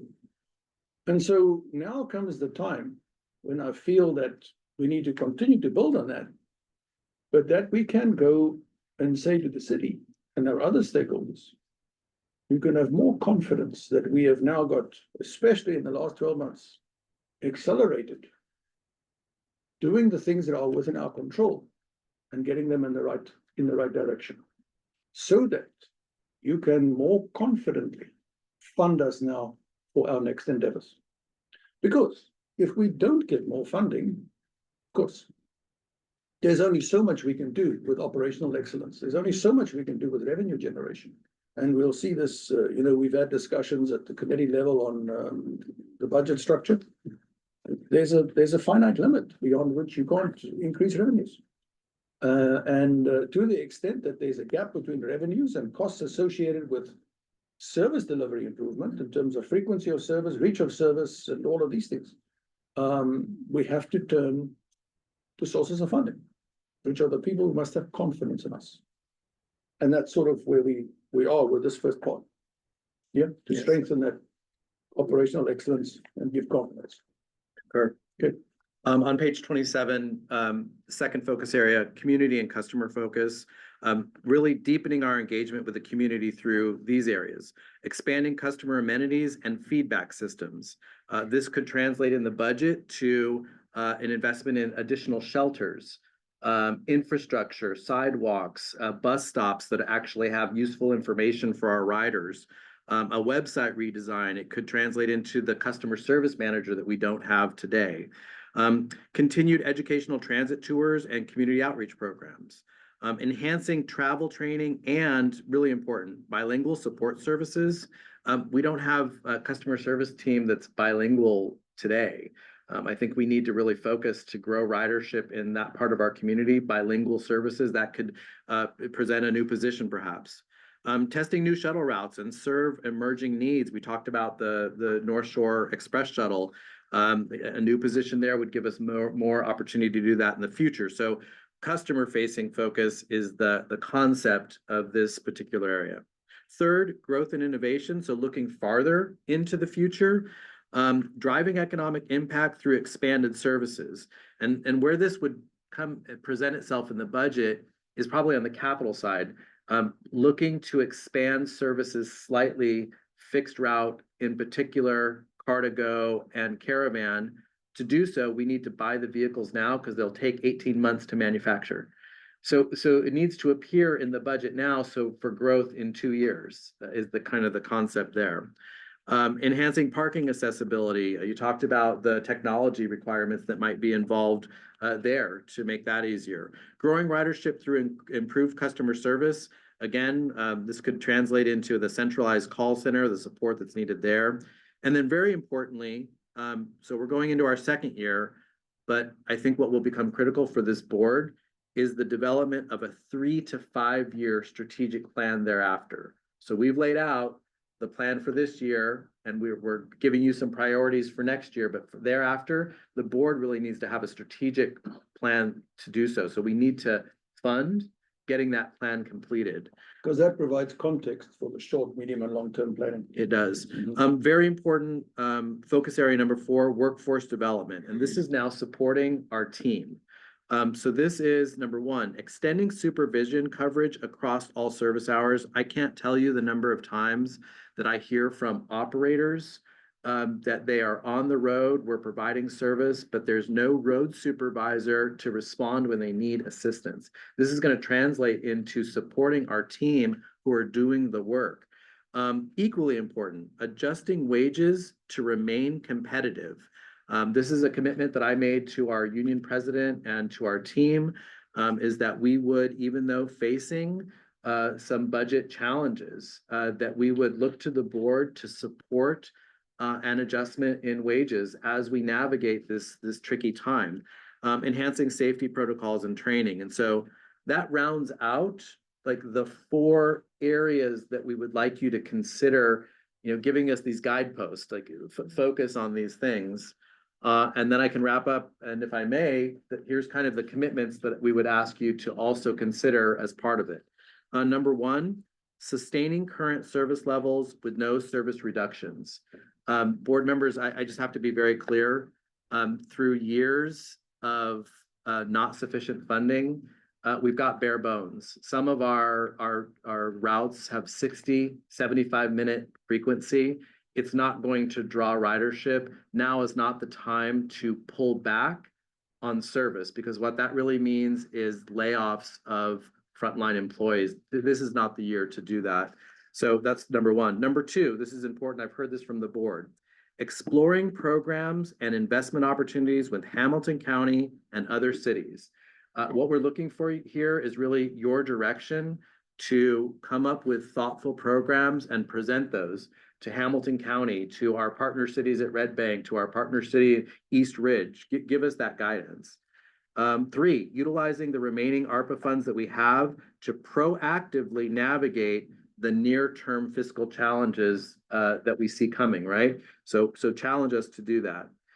Modifying fares and fare policies to effectively balance the budget. We have a certain number of revenue levers that we can pull. Challenge us to bring you recommendations on how to properly do so. And then 4th and finally, aggressively pursuing federal and state grants to leverage the local investment that we're going to ask this community to consider. So with that, I would turn it back over to Chair Denison for whatever conversation the board would like to have thereafter. But we are looking for you to, at the end of the day, approve some priorities for us to focus on this year. Well, I'd immediately ask the board if there are any thoughts or comments to what we have discussed thus far.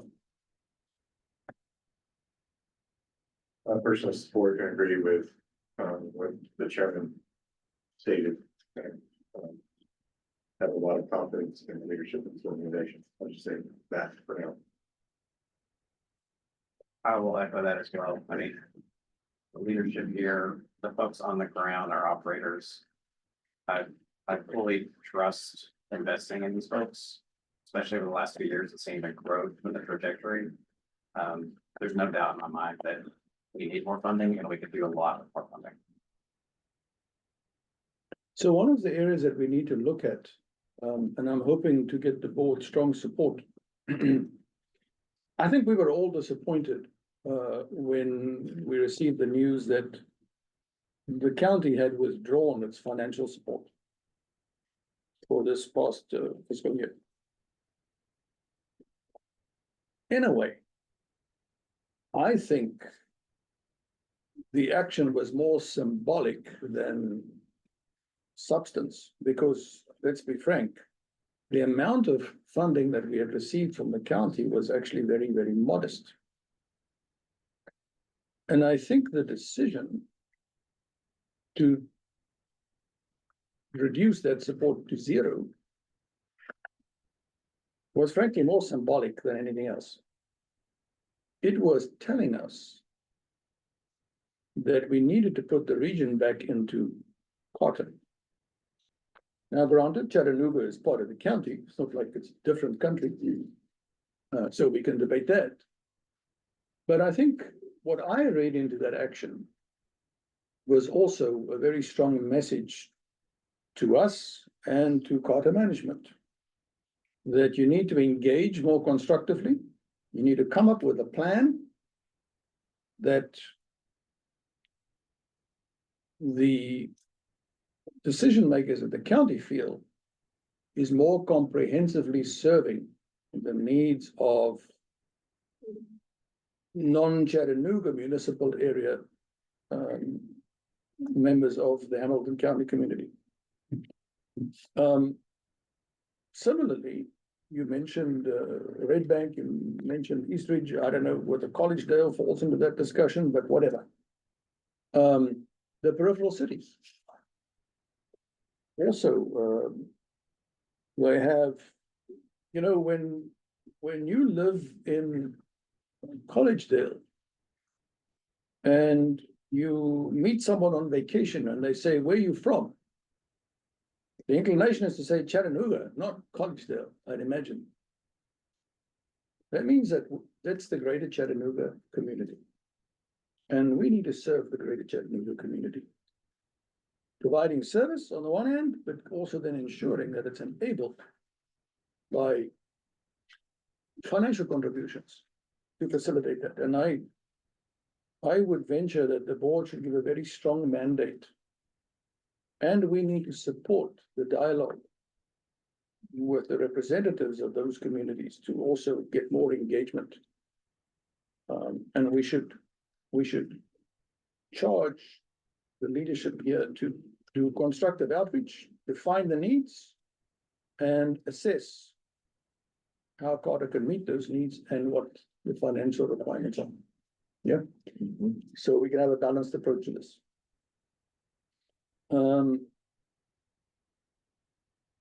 Building on our levers that we have available in terms of revenues. I mean, they are, as Sonia explained to us, she drew me a picture, so now I can understand. It's fares, and fares are broken down into our main routes, Carter Go, Caravan. It's parking, street parking, parking lots. And it's the incline. Some advertising and things like that too, but it's small. And we need to maximize and leverage those opportunities. I think that I would like to ask as part of the planning, Charles, that we also have a very clear magnifying glass and focus on operational expenditures with clear targets and efficiency metrics so that we can continue to track our progress with regard to operational excellence, because those two are important building blocks in giving confidence to people who have to invest in our future. There's a lot of talk nowadays about government inefficiency. I want to make sure that we are on the right side of history. And give people, security on that. So I've had a lot to say because I've worked a lot on this with Charles, and I would simply ask the board's support for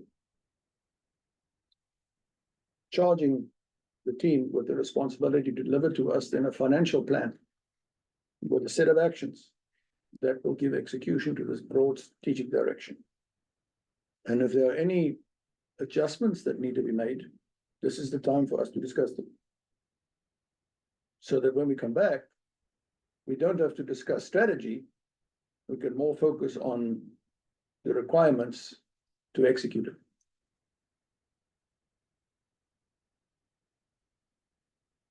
Any further thoughts, colleagues? It's too bad that, and by the way, the lower than usual attendance of the board today is not for disinterest. Each of the persons who are not here today have got very legitimate reasons for not being here. So hopefully when we discuss formally the budget that you will present to us, we will have stronger participation. If there are no dissenting comments or further questions, is there a motion to support the strategic framework as discussed and presented? Second? Second. All right, Charles, I think we should take this then as your framework, and your direction and your homework. And we would look forward then to, through the committee stage and the final board meeting a month from now. That's right. To get your team's proposals on how to execute this plan. Thank you very much. All right, thank you very much.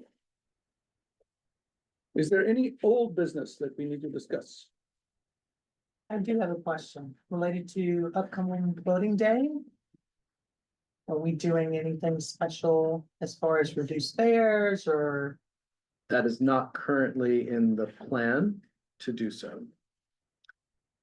You mean like we did for the previous. election time. fall We, election. we did reach out, I can report that we did reach out to AARP and made the ask if they could support that again, and they're not able to do so for the local election. Thank you.